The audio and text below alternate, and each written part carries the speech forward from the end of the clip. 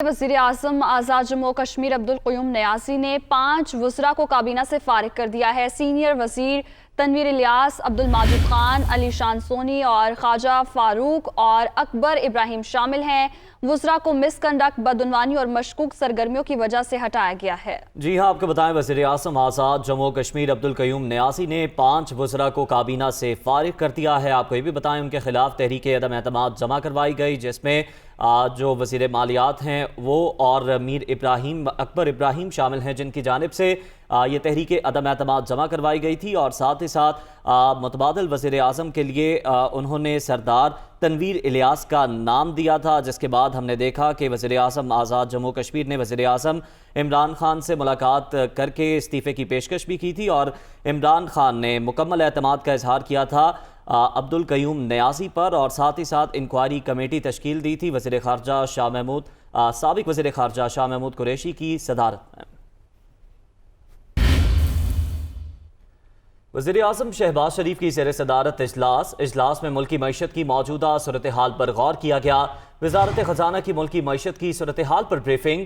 इजलास में शाहिद खाकान अब्बासी, एहसन इकबाल, मिफ्ता इस्माइल शरीक, मरियम औरंगज़ेब, आयशा गौस पाशा, बिलाल कयानी और मुतल्लिका अफसरान ने शिरकत की। वज़ीर आज़म शहबाज शरीफ की ज़ेर सदारत इजलास में मुल्की मईशत की मौजूदा सूरत हाल पर गौर। वज़ारत ख़ज़ाना की मुल्की मईशत की सूरत हाल पर ब्रीफिंग। इजलास में शाहिद खाकान अब्बासी, एहसन इकबाल, मिफ्ता इस्माइल शरीक हुए। मरियम औरंगज़ेब, आयशा गौस पाशा और बिलाल कयानी और मुतल्लिका अफसरान की भी शिरकत।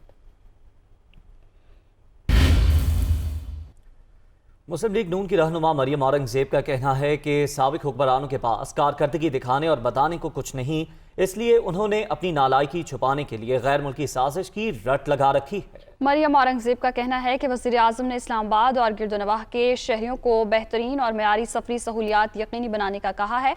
शहबाज शरीफ ने इस्लामाबाद मेट्रो को मोटरवे से मुंसलिक की फिजिबिलिटी रिपोर्ट की तैयारी का हुक्म दिया है। शहरी रमज़ान में इस्लामाबाद मेट्रो पर मुफ्त सफ़र करेंगे। कौमी असम्बली का इजलास ताख़ीर से बुलाने का इक़दाम हाई कोर्ट में चैलेंज। डिप्टी स्पीकर के इक़दाम के खिलाफ पिटीशन इस्लामाबाद हाई कोर्ट में दायर। इजलास 22 अप्रैल तक मुलतवी करने का 13 अप्रैल का हुक्म आइन से मुतसादिम है। ये दरख्वास्त में मौक़िफ़ अपनाया गया है। इस्तदा की गई कि डिप्टी स्पीकर को स्पीकर असम्बली के इलेक्शन के लिए फौरी इजलास बुलाने की हिदायत की जाए। मजीद जान लेंगे, आमिर सईद अब्बासी हमारे साथ मौजूद हैं। आमिर, बताइएगा इस दरख्वास्त में मजीद क्या इस्तदा की गई अदालत से?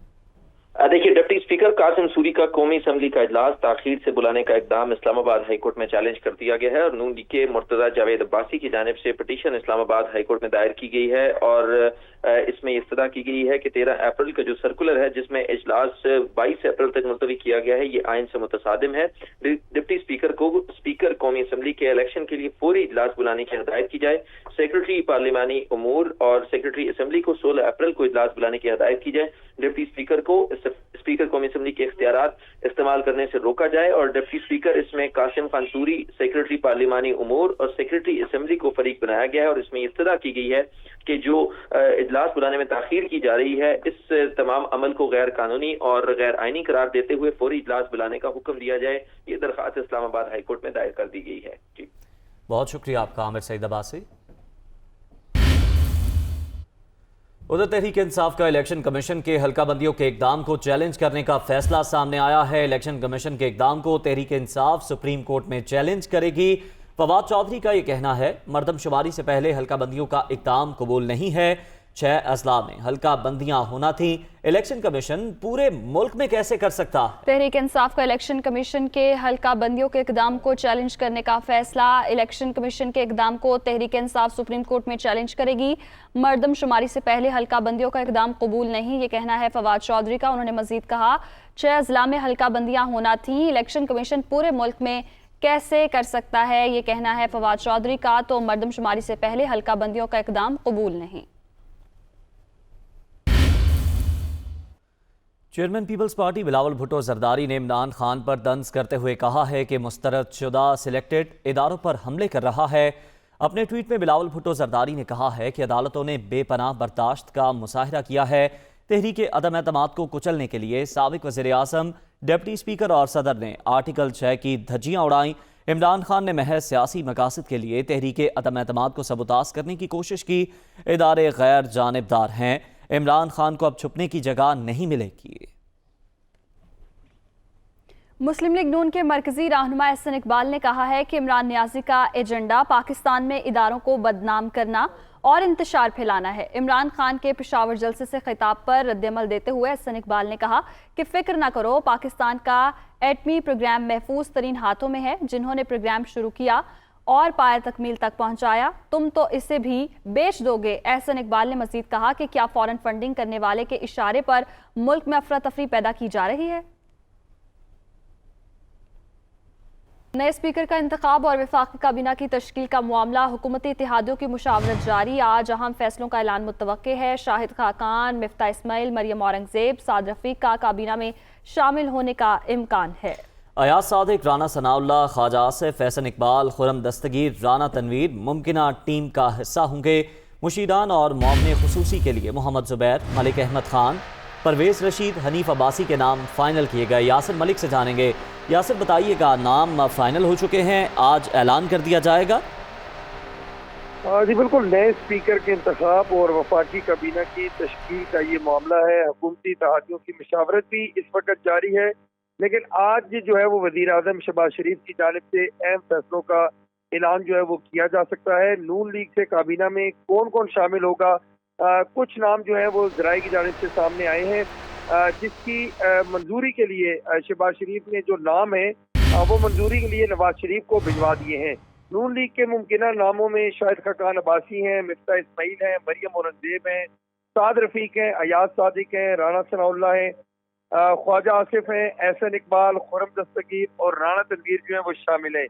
مشیران اور معاون خصوصی کے لیے محمد زبیر، ملک احمد خان، پرویز رشید، حنیف عباسی کے ناموں کو جو ہے وہ حتمی شکل دے دی گئی ہے۔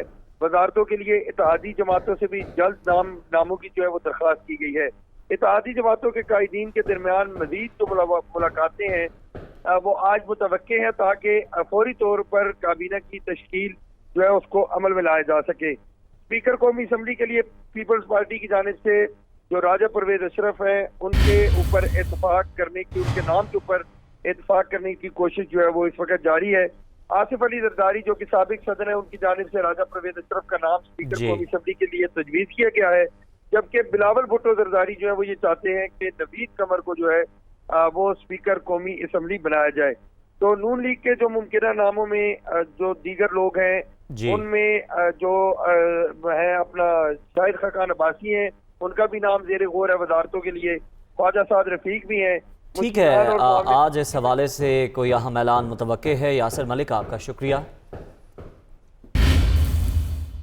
سپریم کورٹ میں federal government employees housing foundation میں پلاٹ الاٹمنٹ کا کیس۔ ملک کا نام اسلامی جمہوریہ، مگر یہاں اسلام کے مطابق کچھ نہیں ہو رہا۔ جسٹس قاضی فائز عیسیٰ کی جانب سے یہ ریمارک سامنے آئے، ہم راتوں رات انقلاب لاتے ہیں۔ وزیر اعظم اپنی ثوابدید پر 2 پلاٹ الاٹ کر دیتا ہے۔ وزیر اعظم کون ہوتے ہیں ایسے پلاٹ دینے والے؟ جسٹس قاضی فائز عیسیٰ کی جانب سے ایسا کہا گیا۔ صرف بڑے لوگوں کو پلاٹ ملتے ہیں، غریب کو کوئی پلاٹ نہیں دیتا۔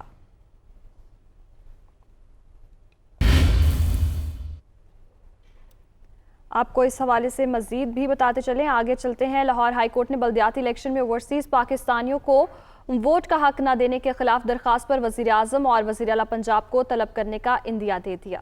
لاہور ہائی کورٹ کے جسٹس شجاعت علی نے ریمارکس دیے کہ اتنا اہم نوعیت کا معاملہ ہے، کوئی سنجیدہ نہیں ہے۔ اوورسیز پاکستانی سالانہ $1 ملین بھیجتے ہیں، ان کو نظر انداز نہیں کیا جا سکتا۔ اگر آئندہ حکم عدولی ہوئی تو وزیر اعظم پاکستان اور وزیر اعلیٰ پنجاب کو طلب کروں گا۔ عدالت نے آئندہ سماعت پر ایڈیشنل اٹارنی جنرل اور ایڈوکیٹ جنرل پنجاب کو ذاتی حیثیت میں طلب کر لیا۔ گزشتہ دنوں حکومتی سیاسی بحران کے باعث بجلی کا پیداواری ایندھن نہ خریدنے کے باعث لوڈ شیڈنگ کا دورانیہ 4 سے 5 گھنٹے تک پہنچ چکا ہے۔ لوڈ شیڈنگ کے باعث فیصل آباد کے ٹیلر ماسٹر انتہائی پریشان ہیں، جنہوں نے سلائی کے لیے کپڑوں کی بکنگ بند کر دی ہے۔ نعیم کیسر تفصیل کے ساتھ۔ صنعتی شہر فیصل آباد میں لوڈ شیڈنگ کا بحران شدت اختیار کر گیا۔ شہری اور دیہی علاقوں میں 4 سے 6 گھنٹے تک بجلی بند کی جا رہی ہے۔ طویل لوڈ شیڈنگ کے باعث درزیوں نے ابھی سے عید کے کپڑوں کی بکنگ بند کر دی۔ جس کی وجہ سے شہریوں کی درزیوں کے ساتھ بحث و تکرار کا سلسلہ جاری ہے۔ تقریباً 8-10 سال سے ان سے اسٹچ کرواتے ہیں کپڑے، ٹھیک ہے، ہر سال۔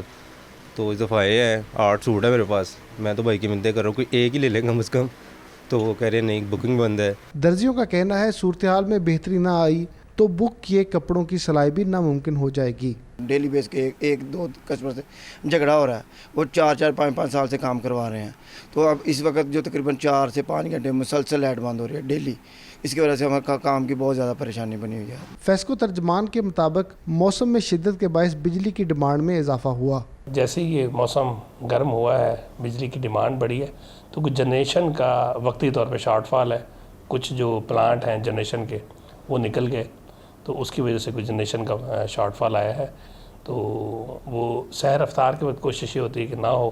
درزیوں کے علاوہ دیگر تاجر برادری بھی لوڈ شیڈنگ کے عذاب سے پریشان ہے، جن کا کہنا ہے عید کا کاروباری سیزن بری طرح متاثر ہو رہا ہے۔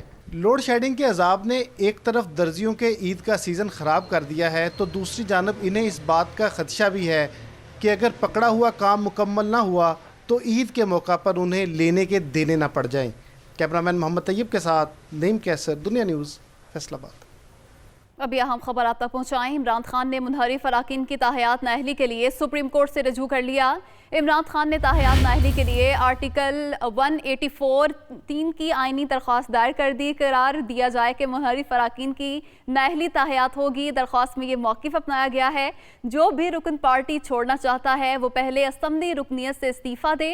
درخواست میں یہ بھی کہا گیا ہے سپریم کورٹ اپنے فیصلوں میں انحراف کو ناسور قرار دے چکی ہے۔ منحرف اراکین کو ڈالا گیا ووٹ متنازع تصور کیا جائے، درخواست میں یہ استدعا کی گئی ہے۔ اہم خبر آپ تک پہنچا رہے ہیں، سپریم کورٹ سے رجوع کیا گیا ہے اور آپ کو آگاہ کر رہے ہیں کہ سپریم کورٹ میں یہ درخواست دائر کی گئی ہے اور منحرف اراکین کی تاحیات نااہلی کے حوالے سے درخواست ہے جو سپریم کورٹ میں دائر کی گئی ہے اور عمران خان نے منحرف اراکین کی تاحیات نااہلی کے لیے سپریم کورٹ سے رجوع کر لیا ہے۔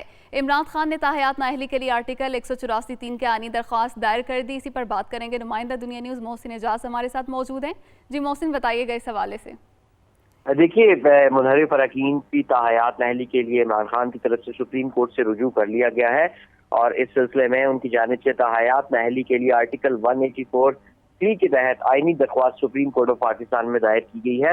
اس درخواست میں الیکشن کمیشن، اسپیکر قومی اسمبلی، سیکرٹری قانون اور سیکرٹری کابینہ کو فریق بنایا گیا ہے اور یہ استدعا کی گئی ہے کہ یہ قرار دیا جائے کہ منحرف اراکین کی جو نااہلی ہے اس کی مدت تا حیات ہوگی۔ اس درخواست میں یہ بھی کہا گیا ہے کہ جو بھی رکن پارٹی کو چھوڑنا چاہتا ہے وہ پہلے اسمبلی رکنیت سے استعفیٰ دے۔ پارٹی سے منحرف ہونے والے اراکین صادق اور امین نہیں رہتے۔ اس کے ساتھ یہ بھی کہا گیا ہے کہ سپریم کورٹ اپنے فیصلوں میں انحراف کو ناسور قرار دے چکی ہے اور منحرف ارکان کا ڈالا گیا ووٹ بھی گنتی میں شمار نہیں ہونا چاہیے اور ایسا ووٹ متنازع تصور کیا جائے۔ اس درخواست میں یہ بھی کہا گیا ہے کہ کوئی وجہ نہیں کہ منحرف ارکان کی نااہلی تاحیات قرار نہ دی جائے۔ سابق وزیر اعظم عمران خان کی جانب سے یہ درخواست ڈاکٹر بابر اعوان کے ذریعے دائر کی گئی ہے۔ جی محسن، بہت شکریہ، آپ نے تفصیلات سے آگاہ کیا۔